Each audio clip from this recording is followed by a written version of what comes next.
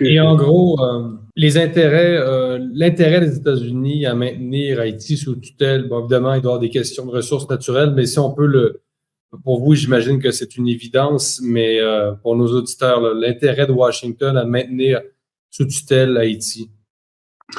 Ces intérêts sont de plusieurs ordres. Je pourrais rapidement en mentionner 3. Premièrement, pour des raisons idéologiques. Bon, idéologique, on ne l'a pas vu qu'en Haïti.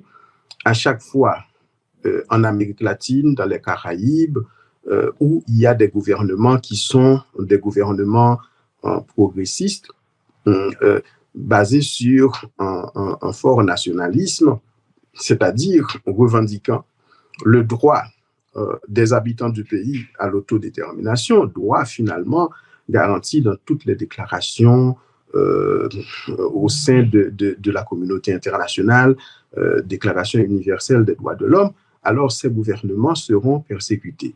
Je pourrais citer Salvador Allende au Chili dans les années 70, qui a été bombardé, assassiné dans le palais de la Rosada par les Américains. Henry Kissinger, qui vient d'être décédé, a fait des déclarations scandaleuses pour dire, écoutez, on ne peut pas laisser à des communistes diriger leur pays. Bon, vous comprenez jusqu'à quel point l'impérialisme américain peut se permettre des choses. Pour les 2 autres raisons économiques, lorsque les Américains ont fait leurs premières interventions en Haïti, ils ont installé un schéma. Ils ont dit que c'était pour amener le calme en Haïti parce qu'un président était assassiné, comme c'est le cas aujourd'hui. Mais on s'est rendu compte par après qu'il n'en était rien. Que les Américains voulaient au contraire ouvrir le marché haïtien aux intérêts américains. Donc, raison économique, raison géopolitique, idéologique.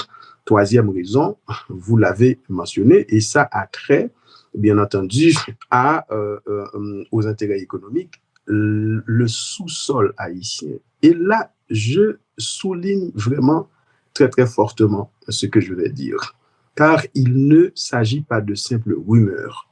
J'ai pris le temps, M. Blanchet-Gravel, d'écouter, pas ce qu'on en dit uniquement sur les réseaux sociaux, mais les spécialistes qui ont travaillé sur la question pour le gouvernement haïtien, et il y a presque unanimité sur le fait que le sous-sol haïtien regorge en quantité extrêmement importante du pétrole, par exemple. On aurait des quantités similaires, même qui dépassent ce dont dispose le Venezuela, ce n'est pas peu dire, mais aussi de l'or, de l'iradium, entre autres ressources précieuses.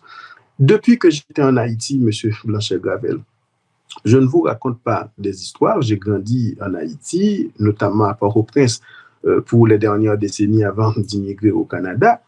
Lors du débarquement des forces américaines au pays en 1994 pour ramener l'ancien président Jean-Bertrand Aristide au pouvoir après un 2e coup d'État contre lui, les soldats américains transportaient des échantillons de notre sous-sol récoltés un peu partout, clandestinement, le soir.